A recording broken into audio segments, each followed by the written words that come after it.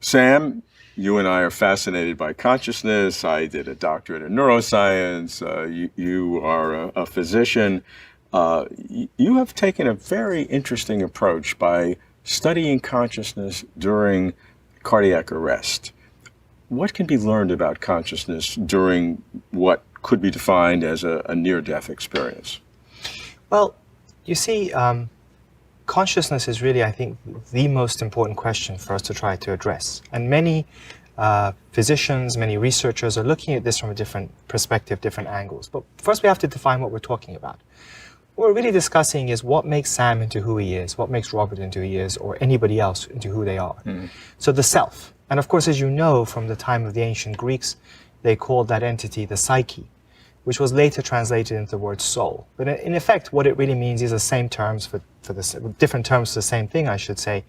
What is it that makes me into who I am? And today in science, we call that consciousness. Now, of course, there have been different opinions about consciousness because it is the biggest mystery. And some people have proposed that consciousness is essentially a product of bodily functions, from Aristotle onwards. And others, such as Plato, have suggested that consciousness, the self, the soul, the psyche, whatever you want to call it, me, the self, is something separate from bodily processes. Certainly the predominance of opinion today, certainly among scientists, is that it is a bodily process. Absolutely. So most scientists have sort of leaned towards the Aristotle's kind of viewpoint. Now, what's fascinating is that, and this is a big problem in science, is that you can never really separate consciousness from brain activity. So it's kind of a chicken and egg situation. Which one comes first? They work together. If you study patients that I work with, so I'm an intensive care physician, my goal is to prevent people from dying in the first place when they become critically ill. But unfortunately, whether we like it or not, some people do go beyond the threshold of death. And cardiac arrest, it's very important to appreciate, is death. There is no difference between cardiac arrest and death from a biological perspective. So what happens when someone has a cardiac arrest is the heart stops beating, they stop breathing, and within moments, the entire bodily function, including the brain, shuts down. So that's how we write the death note, we declare someone as being dead. However, through advances in science in the last 50 years or so, we're now able to push back that boundary and potentially bring back a whole person. I won't bore you with the details of how, but CPR being the most basic format, and then there's a lot more to it. So essentially, the reason why this is important is that when somebody's gone through a cardiac arrest, when they've technically gone beyond the threshold of death, we have a situation where, whether we like it or not, the brain shuts down. So now you can study the mind, consciousness, the psyche, the soul, the self, whatever you want to call it, in a clinical context where the brain has been switched off. Now, of course, we would expect there to be no consciousness present when the brain has shut down. That would be common sense. However, over the last few decades, thousands, if not millions of people from all over the world have anecdotally reported being conscious, being aware, having memory, being able to see things, and recalling in precise detail what doctors and nurses were doing, conversations, clothing, etc., except they're recalling things from a period when their brain had flatlined, they had gone beyond the threshold of death. So what we study is essentially those experiences. We're trying to understand whether those experiences are real. Do they really occur when the brain has shut down, which is a complete paradox?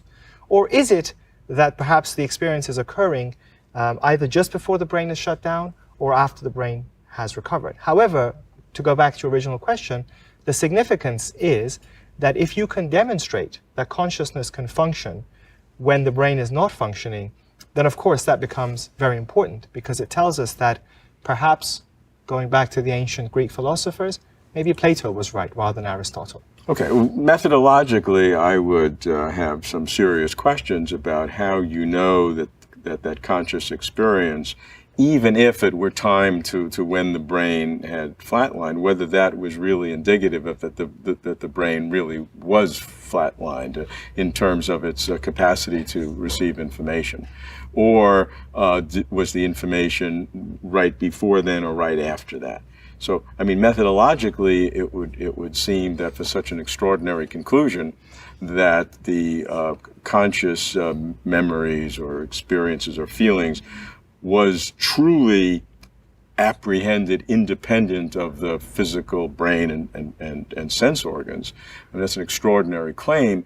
You would think that there is some mundane explanation for it. Well, of course, I haven't made any claims. I simply explained where the significance of the work is, because one of two things is going to come out of this. Either you're going to demonstrate that in essence what you said, that the experiences are occurring when the brain is online, and somehow the brain is functioning and the experience is occurring. However, if you look at what people say, those who've gone through it, there is at least a justification to be open-minded and study this and be willing to accept whatever comes out. So again, if we demonstrate the experience occurs when the brain is online, then it's perhaps more suggestive that... Before or after, yeah. That's right, that the experience is being formed through the brain. However, if you can also demonstrate that the experience is occurring when the brain is indeed offline and non-functioning, then you have to question our paradigms, our concepts about the relationship between mind, consciousness, and the brain. I'm going to assume that what you say is correct, that the consciousness can apprehend information without the brain, which is during this period of flatlining. If that were true, I don't believe that, but I'm going to make the assumption that that's true. Wouldn't that be occurring all the time? Wouldn't it be occurring now? Wouldn't my consciousness being able to do things outside my brain all the time?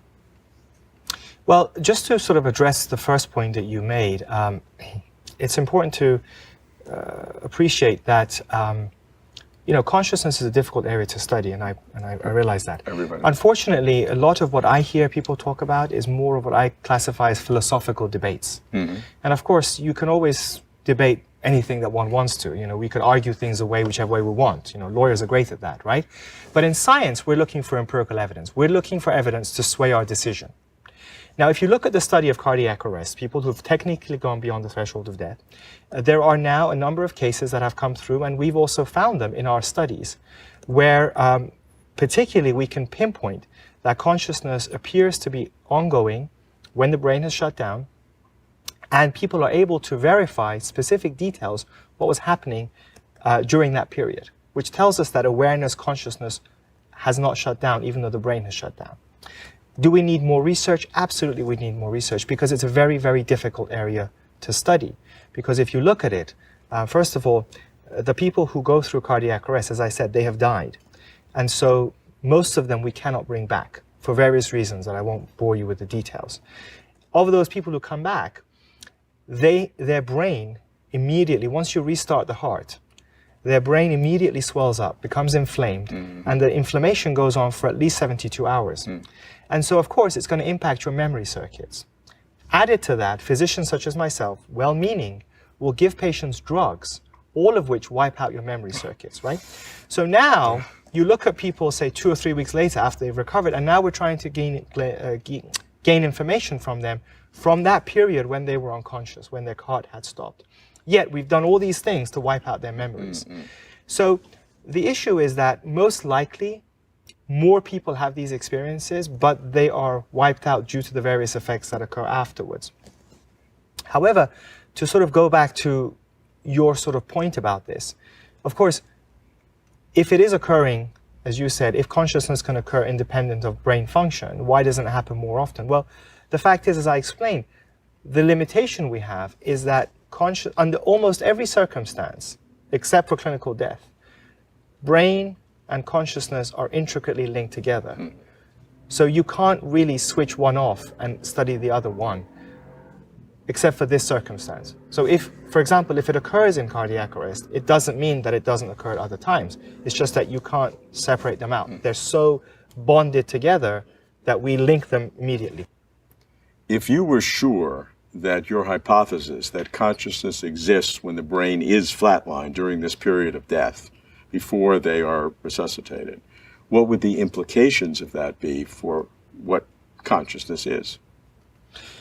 Well, if we can demonstrate that consciousness can continue when the brain is not functioning, then this is very significant, because what it tells us is that that entity we call the self, consciousness, the psyche, the soul, whatever you want to call it, is in essence, it's not magical, it's not some weird thing, it's a scientific entity, and it most likely has some type of materiality, some sort of physicality, except that it's so subtle that we don't yet have the tools to be able to measure it. So in the same way that 50 years ago or 100 years ago, we didn't have MRI scans that could delve into the brain for up to a couple of millimeters of accuracy, today we don't have the technology to be able to measure thought, to measure consciousness. But it undoubtedly exists. If you think of electromagnetic waves as an analogy, it's a very subtle type of force. It exists right now in this place that we're talking. It's conveying sound and picture from all over the world around us, yet we don't have the receptors to be able to pick it up. But it is very similar to consciousness because it conveys sound, pictures, memories, all the rest of it, right? So essentially, if this is proven through science, that consciousness can exist independent of brain function, what it simply tells us is that the brain is vital, but it is not the producer of consciousness. The brain acts more like the TV set.